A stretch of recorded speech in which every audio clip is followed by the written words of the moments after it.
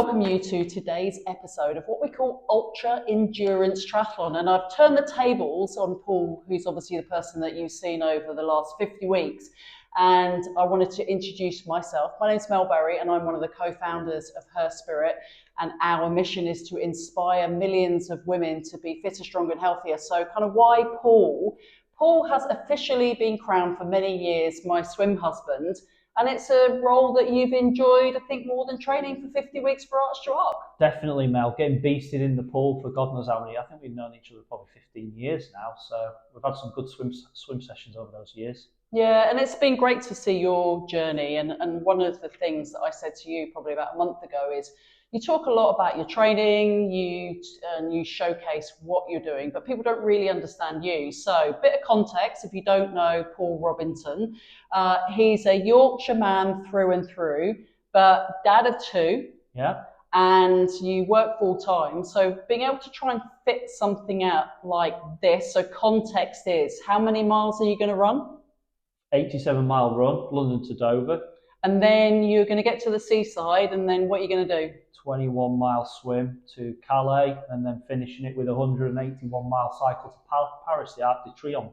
And I found out today that Paul's going to arrive just after the kind of the Paralympics, so you're not going to go into the closing ceremony of the Paralympics. But let's just bring it back to you. Is we see nowadays many people, and we kind of talked about that with people that we've seen, is the first event that you're going to do is an ultra, is an Ironman. You've had no endurance kind of background. Is this your first gig, or is it a gig of many? No, so I fully respect those people that go into, they go from a 5K run up to an Ironman. That's pretty impressive to do, but I'm totally different background. You know that, Mel. I've been doing this 31 years, and I've gradually built up. Started with 10Ks with my dad in Yorkshire, and then built up to doing Olympic distance tries, half Ironman, and then now I've landed on this crazy event. And I remember, I think it was back in the summer of last year where you said, I've got a place, what do you think? And I said, you should do it. And I think it scared the living daylights out of you, enough for you to press. But let's kind of go back into your why. Is you've gone through that evolution over the last 31 years. I can't believe, Paul, that it's that fewer years. But why do you want to do something as significant as Arch to Rock? What's the thing that gets you out of bed when you're really tired, and other times when you feel that you don't want to do anything other than sit on the sofa and enjoy your homebrew? So I think the thing for me is it's not just a physical challenge, it's a mental challenge. So when I did my first Ironman, I wasn't 100% certain whether I was going to finish it. You've done the training, you've spoken to some good coaches like yourself and learned that what you need to do to cross the finish line. But this one particularly, there's so many unknowns. Mentally, you've got to be very strong, because there's going to be points in the channel where I'm thinking, I'm not going to make it, I'm going to give up. So that's the thing that floats my boat, is can I really do this? And that's what motivates me day in, day out. And I remember a conversation that I had, and if you don't know this guy, it's a guy called Professor Greg White. Greg said it isn't a challenge if you know that you can complete it. You obviously have that understanding that there's so many variables, and it might not be something that you get to the end. But as a full-time worker, dad of two, how have you over the last 50 weeks fitted everything in? I'm sure you've got a flow chart, just been quite selfish to be able to do what you need to. I think I've definitely been selfish. My wife supported me, the kids have supported me, you've got so many friends and family, but you've just got to be solely focused on this one task. So even though I've done Ironman and I've done marathons in the past, you might do a 16-week program. And, some might say it's hard keeping focus for 16 weeks. This has been 48 weeks of hard training. Obviously, we've kind of gone through stages of 3 or 4 week build, then an easy week, and kept doing that again and again. But the main problem has not been, when people have said to me, God, it's amazing what you're doing. It's not actually the exercise, it's fitting it in, which has been the main challenge. And I'm training twice a day, most days of the week. Get up in the morning and do a gym session in my garage, or a turbo in the garage. And you've learned how to do strength and conditioning, haven't you? You learned how to use that barbell. And that's been a big thing, for me. You were talking to me saying, Paul, you really need to, now you're 40, you need to do some strength and conditioning. Years ago, and I kept putting it off and getting by. And this is the first year where I've really got into it. And dare I say, I'm even enjoying it a little bit these days. I'd still rather go for a run or a swim, but I'm enjoying a bit of strength training and seeing the benefits. Yeah, and obviously it's something that we talk a lot about at Her Spirit. So we know that women in their 50s are losing between 5 to 8% of muscle mass. So I'm, clinging on for dear life, hence why I kind of go to the gym a couple of times. But I think when I listen to you, you talk about you have a huge respect for what you do. And I know that when I've been on half Ironmans, or those, there's so many people that don't respect what they do. Yeah. How much of either a learning lesson or life change has it been for you to respect the event that you're doing?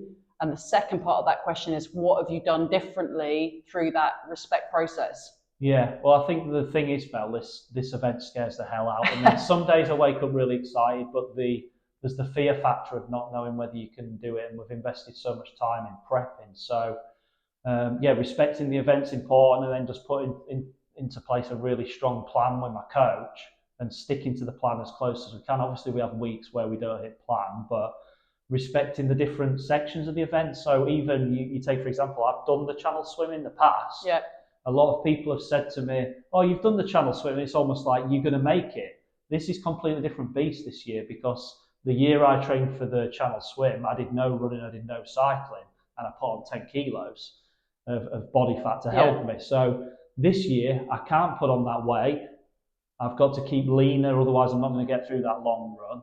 I'm fitting in training for the channel, but you've got to get fit on the run, fit on the bike as well. So I've had to be so focused for 48 weeks. I've never done anything quite like this. Oh, and as a testament to you, I've never seen you as focused, because normally on a Friday I go, Paul, do you want to go for a beer? And you're like, great, and I'm having to push you out the pub versus the other way round. And I'm just going to pick up on, we've obviously talked about that why and the respect, but you're doing it for charity, you're doing it for motor neuron disease. Just talk to me about why you chose that charity and the person specifically that you're raising money for. Yeah, so I'm a Leeds lad, Mel, born up proud Yorkshire man, and grew up watching the Leeds Rhinos, Rob Burrow and Kevin Sinfield. I've seen all the good work that they've done over the last few years. So that's given a lot of airtime to MND and what a horrible disease it is for, blokes coming down with this in the late 30s, and there's just no cure, no treatment. So I was already very passionate about raising funds for it, and then I learned about Sam Perkins. So Sam Perkins is a local triathlete to where I live now in the Midlands, so near Nottingham. And he came down with this disease when he was 37. And, he's not been beaten by it. He started his own charity, and they've raised over £250,000 for research. So I studied medicinal and pharmaceutical chemistry at uni. I always wanted to go into medical research, actually, and my career's taken me elsewhere. So it's kind of a number of reasons. It's the Leeds Rhinos connection. It's doing it for a local cause with Sam, seeing the horrible effects that it has on him, his body, and his friends and family and everyone around him. So I just want to raise as much money as I can, and he's plugging that all back into research, and some of that's been done at the University of Nottingham where we train. So that's pretty cool. Yeah, it's great. And then obviously if anybody wants to donate, we'll obviously put the link within this so you can donate. And how much are you up to so far? Just over 4,000. Brilliant. Today. So we want to get to 10,000. Thank you. 10,000 is the aim, but thank you for everyone who's donated so far. Yeah, and that's brilliant. And obviously that's, part, I remember when we did Lakes to London, and that was raising money for breast cancer now. And we had someone within our community that was diagnosed with breast cancer 2 weeks before we set sail. And when you go through those times of darkness, as we call them, it's being able to kind of reflect back. And there's also a woman that's an ultra distance athlete called Lucy Gossage, and she's an oncology doctor, and says, it's our privilege to suffer because actually we have the opportunity to be able to do. And I'm sure those kind of dark times will give you that motivation. I'm thinking about it, and I said it to Sam when I met him, when in the channel swim, there's going to be some dark moments, and I'm going to think about him, and he's not got a choice in that suffering. I've chosen to do this crazy event. So definitely draw some strength from Sam. Yeah, definitely. And dark moments, I remember back in May, you went and you did your first swim down in Dover. And I challenged you because it's very easy through a lens of going, everything's great and it's brilliant and I haven't got any problems, because you feel that that's what you need to depict because you're that inspiration and that leader. But I challenged you after your swim to actually say how you felt. And that was probably one of your darker moments over the 50 weeks. Oh man, so many people remind me about that video. So because I had swam the channel in the past, maybe slightly complacent over the winter, not doing as much, lake swimming, cold water swimming. So I went down to Dover in May, swam 6 hours in 13 degrees, and I was cold from 2 hours in. So I spent 4 hours cold. I got out and my whole body was shaking. And I took a little video in the car and I saved it, and I wasn't going to share it, but you and a few other people said, you've got to post this reality of what you're training for. And yeah, that was horrible. Yeah, and I think that vulnerability piece is really important. And you did the event the same day I did. So Chase the Sun, I did the North, and you did the South, and it was 3 months after starting back training for me, having a total hip replacement, and I didn't succeed. And I was really gutted about that. But again, I wanted to be able to show that I was scared, but I think the importance of what I wanted to tell, and I'm sure there's been a lot through your training, it's okay to just try, and sometimes you don't succeed, better but to trying, try and fail. Yeah, it's a good thing. So that's a little bit more, hopefully, about you, and people kind of understand that. And we've got lots of questions, we'll come on to them, but lessons learned, and they're probably relatable to others that are taking on challenges. Let's start with nutrition. You won a prize in the Her Spirit raffle, Mel versus the rest. And I think it was your Christmas raffle I entered. I think it was. And then I won a session with Joe Meadows, based in Nottingham. And to be honest with you, Mel, I'd have never probably gone and seen a nutritionist in my life. I was quite happy with my pork pies and pot noodles. Pork pies and a few beers. So I went to see Jo, and she looked at my intake. No surprise, fruit and veg were down. So we worked on how I could build more of the fruit and veg I like. Stir fries were one. I regularly make a stir fry now, and every time I make a stir fry, I think of Jo. And then protein was something. I was good at eating protein, but it was a lot later on in the day. But with my training program, I'm training before and after work, and sometimes at lunchtime. So it was building protein into my breakfast. And then other things like snacks, because I need so many calories. She worked out how many calories I needed on a low and a high training day. And what did that look like? So calories, how much on a low and a high day? So it depended on, she even taught me through the types of carbs. So if on a heavy training day, I was eating more white carbs, but on a lower training day, I could build in more brown to get higher fibers, so stuff like that. So she built me a plan. And then snacking, I snack all the time now, just fruit and raisins. And you enjoy the raisin, and I think you even have chia seeds and other things on your cereal that I've never ever seen on your breakfast cereal. My sister took the pee out for that video, but I did one of those Instagrams, chia seeds and all kinds of different fruits and yogurts. Greek yogurt for getting protein in the morning. So I wouldn't say like I'm a diet to go by, Mel, but it's a lot better than it's like an incremental benefit. And how do you feel now? You obviously changed some of the things that you eat. You've looked at other things like your alcohol consumption, how much you hydrate. If you think about how you physically feel nutritionally because of those changes, is it significantly better? More energy, more ability to do things? Definitely. So, I've lost weight during this process, which is unsurprising. I'm training 20-25 hours a week, but it's a combination of the training plus a better diet. Has just left me feeling stronger, fitter, healthier, and sleeping better as well. So you mentioned the booze aspect. I like a beer, but I still have a beer and a glass of wine, but it's just it's not crazy like I used to do. Yeah, and that was one of the questions from Landro Try is, what's your nutrition plan? So we've obviously talked about how you've changed, but let's talk about going into Arch to Arc. And again, if you didn't remember, that's 87 miles of running, 21 miles of swimming, and then a cheeky 181 miles of cycling. What does event nutrition plan look like? Lots of cake, lots of pot noodles, lots of pork pies? So it's a little different to what I do over Ironman. I've done quite a few Ironmans, so I know what works for that. But the following day after an Ironman, when you've had too much sugar, too many electrolyte carb drinks, my stomach's not right. But it doesn't matter because you've completed your race. This is a 3-day event, so we've got to be mindful that my stomach has got to be safe all the way through. So the first part of the run, I'd normally, if I was just doing an ultra marathon, I'd stick to gels and carb drink if I didn't have a swim the day after. But this time I do, so I'm going to be using more plain food. So I'm going to be having some plain white bread sandwiches, nothing fancy, maybe a cheese, maybe a ham sandwich. We'll also cook up some pasta. There's a support vehicle alongside me, so they'll have a little camp stove and they'll cook up some pasta and just with a little bit of light pesto on, so everything's going to be quite plain. Yeah. And then I'm not saying I'll still use the gels that I like, the Veloforte gels with the caffeine in, they'll give me a bit of a boost. And I'll still be using electrolyte, especially if we run through the night, it'll be a bit cooler, but in the day it could be quite warm, so I'm going to need the electrolyte. So trying to eat more normal foods, bits of flapjack as well on the run.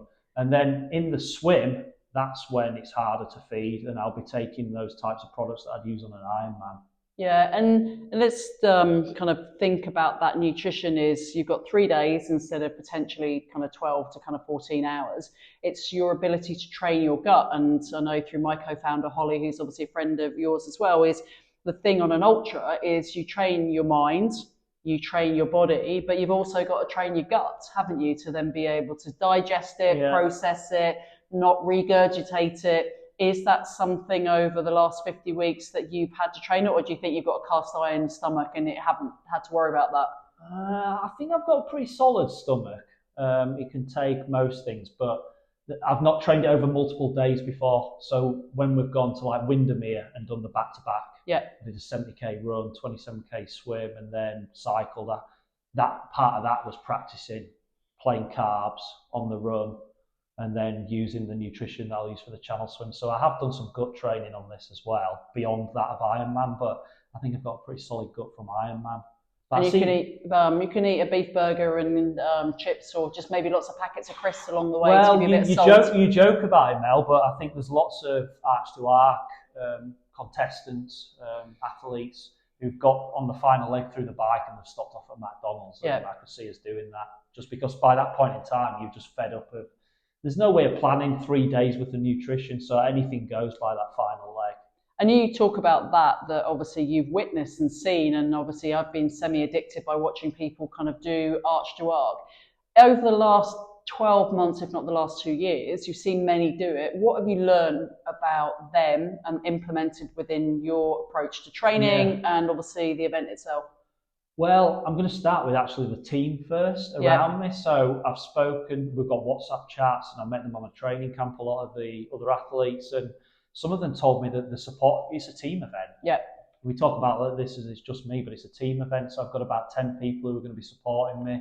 They're in 3 different teams. So there's 2 cars on the run, 2 on the cycle, and then there's a boat for the swim. And the reason why we chose to do that was because I'd heard from other athletes in the past that having 2 people try and support you over 3 days, there was a story that they got to the final cycle bit and fell asleep. The athlete was having to motivate their own support crew because they were so tired after 3 days of driving on a boat. So I think, having the right support crew in place, people that I trust and know are going to do a good job, that's really important. And then other learnings, we've talked about nutrition, but the thing is, nutrition is very personal. Everybody's doing it different. I think I've learned that from the WhatsApp group and chat, so I'm not really being swayed too much by what other people did. And even training. One thing, so one of the guys that's just going this week, he's done a lot of meditation. And I've never done meditating in the past. Yeah. But with now the event's 8 days away, I've been pretty stressed. I'm on a roller coaster of highs and lows, and somebody on the Instagram feed said, just try this meditating app. Yep. So I've tried meditating the last 3 or 4 nights. I think I'm sleeping slightly better. It's a little bit weird to me, meditating. Yeah. I feel like I should be in the forest smoking some illegal substance, but you can do that when obviously you finish. So obviously one of the things that you've changed is your bike, because you did Ironmans, and that was about fast and furious and head down and being in an aero position. Now you don't need to be in an aero position, do you? So I saw Bike Fit Phil. I think you know him well. It specialised in Nottingham. Had a bike fit. I chose a specialised Roubaix, which is a lot more relaxed, and there's even a little bit of suspension in the front fork, and had a saddle. It's got a shopping basket on the front. Shopping basket for my baguettes as I'm cycling through France, and it's just a lot more comfortable. Trust this guy. He's done 3 bike fits for me now, and just trust the guy. You know you're in the right position. You know you're comfortable, and you know you can stick in it for 15, 20 hours. I mean, it's not going to be comfortable towards the end. No. But chamois cream or not, we talked about that earlier. You're a non-chamois cream. I'm personally 100% in with chamois creams. No, just pure. Some decent cycling shorts with a good pad, and that'll see me through. Yeah, good. So we've got lots of questions that come through from Instagram. We answered obviously the one on nutrition, and I'm going to go through them in no particular order, but hopefully ones that you can inspire others. So this is a question: how to stop getting bored from 5 hour plus swims? I've only ever done one, and it was just over 5 hours from Lake Windermere, and that was the event. I haven't done many of them as kind of training events. How do you keep your brain not going, I want to get out? So it's hard to describe this, but I just switch off. So I've done a lot of swims over 5 hours, and in Dover, when you go down to Dover and train with the groups down there, one of the famous swims to do back to back is to do a 7 hour on a Saturday, 7 hour on a Saturday, 6 hour on a Sunday. And I went down there and did that 2 weeks ago. And it's all about mindset. So you know you're going to do that distance, you're doing 1 hour loops and feeding. And I'm just switch my brain off, think about something else for those loops and just take one at a time. So I haven't really got any amazing tips, Melly, other than switch your brain off and try and relax and enjoy it. But is that not your meditation? And I've talked to many people about meditation needs to be, I need to listen to something or I need to do. For me, like you, swimming is that meditation because you don't have to worry about being distracted. You can't take your phone, you can't really obviously be distracted by others unless you do obviously social swims like we do, which obviously are good for your mind just as much as. And leading on to a couple of questions that link into that mind piece it's a question from Phil Bagley is, what do you fear most for Archer Art? Well, I fear the end of the run. I fear because I know how painful that last probably 20 miles is going to be. It's like 3 marathons, isn't it? So the third marathon's not going to be pretty. But fear, probably the swim because there's more unknowns, there's more things that can go wrong, and you're not allowed to touch the boat, Mel. So if anything goes wrong, I need extra feeds, or I'm getting cold, that represents a problem. The wind could pick up, the waves could pick up. So most fearful of the end of the swim, really. And obviously the channel is something that is a significant distance, and I don't know if you've seen it, it's about the first woman that did it. I think she did it back in kind of like 1918, 1920, where it's literally her and kind of a rowing boat in a kind of a woolen cosy. And they've got another question is, least looking forward to and why, from Ross Grant, 1992. Least looking forward to, I think, is the first hour of the bike, because when I'd done the 27k swim at Windermere, the first hour on the bike was just painful, miserable. Your body, even though I've only had like a couple of hours in between just to eat, your body started to stiffen up and, I don't know, relax. And then you get on a bike, it's just not natural. So I'm kind of telling myself that first hour or two cycling through France, I'm going to feel terrible. Yeah, and another slant, and you may have answered that in the other questions, is most intimidating. I'm sure the challenge in its entirety is probably a pretty intimidating one. It gets you out of bed in the morning, doesn't it? So it does. It motivates me how intimidating the whole challenge is. But I think the run, because I've done the swim, I swam the channel in 2020. I recently did that Chase the Sun ride, which was the same as 200 miles. So I know I can do them individually, but the run, I've never run 87 miles. And I suggested to my coach that I did that earlier this year. And his answer was quite interesting. He was like, no, you don't need to do that because it's going to be a very painful experience. Yeah, and it's interesting because obviously one of the athletes I've just recently coached to get them to their first Ironman was, but I need to go and run X distance. And I think my answer was similar, is no, you don't need to go and run 26.2 miles before, because when you get off the bike, it's just going to be a whole world of pain. You don't need to kind of worry about that. And team, we talked a little bit about that, and you've got, two teams, but that wider team of people that have supported you, your wife, your kids, many others around. I'm sure there's had to be a lot of people that you've needed that support along the 50 weeks. Yeah, I think some of the people don't even really know that they've been supporting me. So there's people like you supporting me with the swimming, and we've done some fun sessions together. But people just talking to me about it day in, day out, and encouraging me, saying it's inspirational, stuff like that. It does motivate you to keep at it, especially when it's not always outwardly visible, like I'm in a dark spot of training, but people talking to you about it, saying it's incredible, has helped. The wife looking after the kids and putting up with me disappearing for many weekends has just been amazing. And then, there's so many friends, I can't name them all, Mel, but people I've ran with, people I've cycled with. Yep. Cycling's my least favourite out of the three, but I've done a lot more cycling with people this year just to try and make myself become a cyclist, and I've started to enjoy it more. So Carrie was one of those blokes who were dragging me out from Nottingham Tri Club. He was dragging me out in the Peak District in the winter. We had some rides where my flipping hands were going to fall off. It was that cold. And he said to me, I mean, he's more of a cyclist background. He said to me, when you get to the spring, it'll be worth it doing it. And he was right. So I've turned into a bit more of a cyclist this year. Yeah, it's good. And then a couple of swimming questions is, how do you go to the loo when swimming? And it's a question from Greg Oldham. Okay, there's the 1 and the 2. Can you easily go for 1? I've perfected it by relaxing you. Yeah, 1 it's tricky, but you've got to practice it in the lake.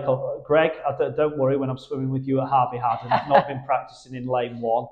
But yeah, I've got used to peeing as I'm swimming now, and you've got to relax. But number 2, I've never needed a number 2, but I was, funny story, Mel, I was on a channel support boat once watching a swimmer, and he had to have a number 2. And we all turned around on the boat and faced the other way. It was a bit grim, it was a bit strange, but yeah, because I guess your gut's going through something, it's then had to run, so it's been like so, and then you go to be able to swim. And a question from Joe Broomhead is, how long after finishing the swim will you take to start the bike? So context is cumulatively the record for Art Shark in a non-wetsuit swim is 69.5 hours. Is it literally bang, touch France, and off you go? So some of it depends where we finish. You're aiming for Cap Grenade, which is the bit that sticks out. The last 3 times I've done relays and channel swims, I've landed on a beach north of there. So you've got to get back on the boat to go through immigration. So you've got probably an hour sail round to Calais to get through immigration. So you've got a bit of a rest built in there. But we've got plan A and a plan B. So we've got one eye on the record, which is around 69 hours. If we're on track for that record, Mel, we're going to get food in me as fast as we can. I'm going to have a power nap, and then the plan is get on the bike as fast as possible. If we missed the swim window and we had because you go on a tide, so if you miss the window, you're going to have 6 hours on, maybe 12.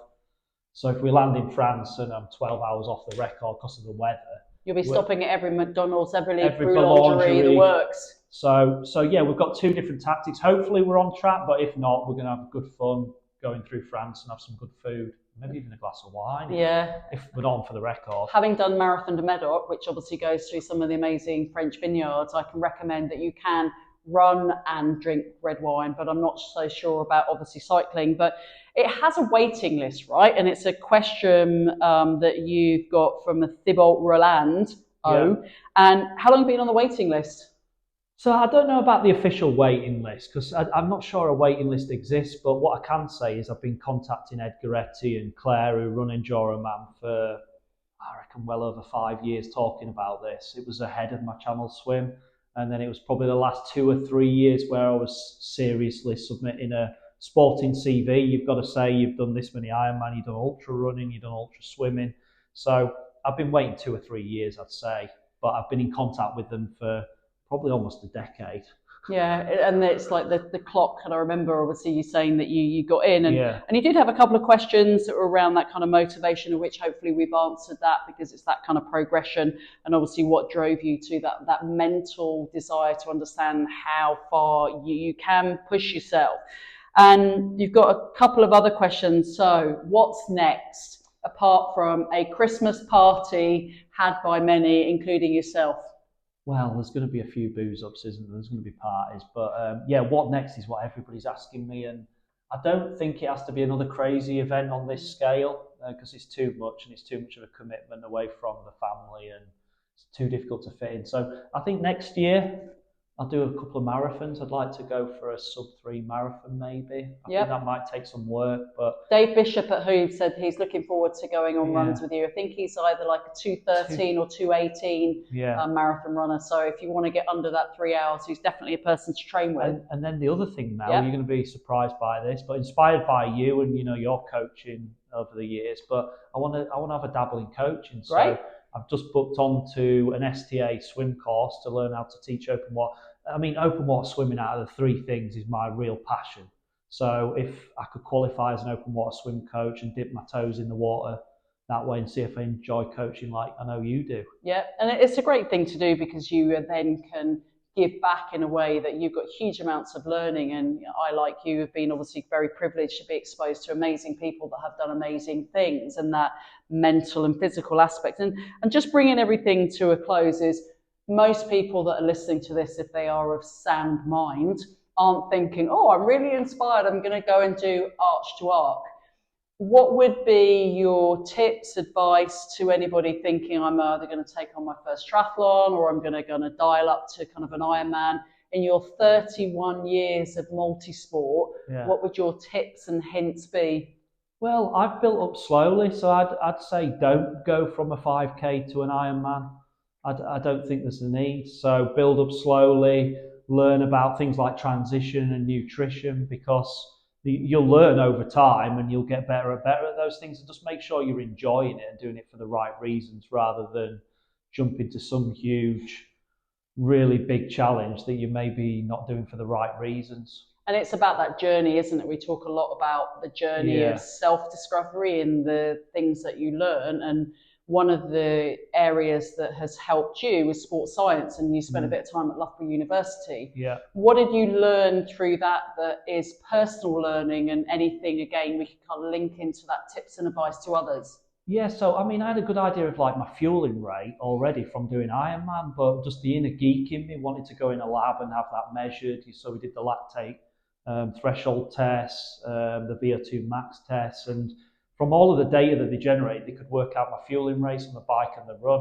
So I'm taking on about 90 grams of carbohydrate an hour, and that varies a bit between the bike and the run, but they give me data on that. And then also they give me guidance on pacing. So obviously for this longer event, they can plot out carb utilization over time. So if I go a little bit slower, obviously I prolong the event, but I stay in a phase where I should feel okay. And then looking at that versus heart rate as well. So I think on the bike I need to stay under like 130 BPM, heart rate. And then they give me wattage targets as well. So I've got all of that in the back of my mind.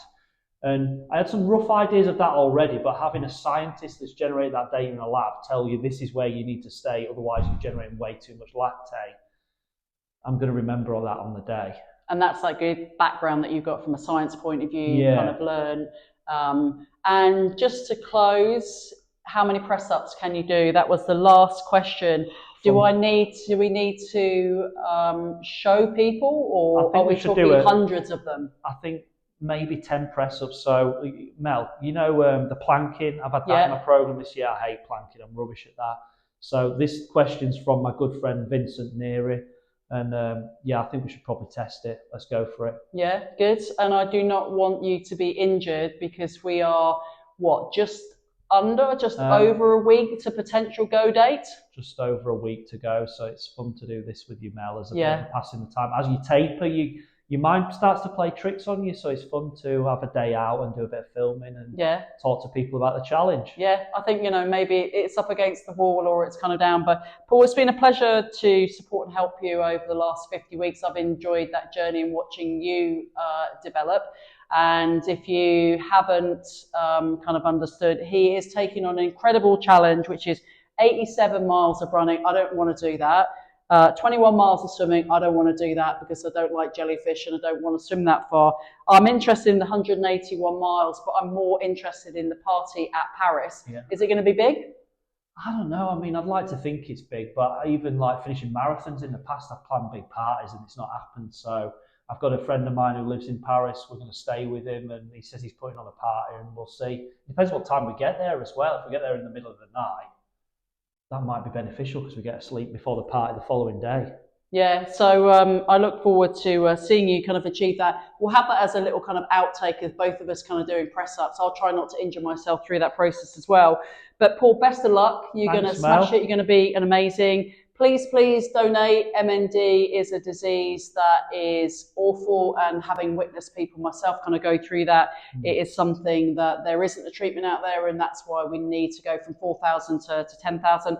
And if people aren't already following you on Instagram, what should they be following?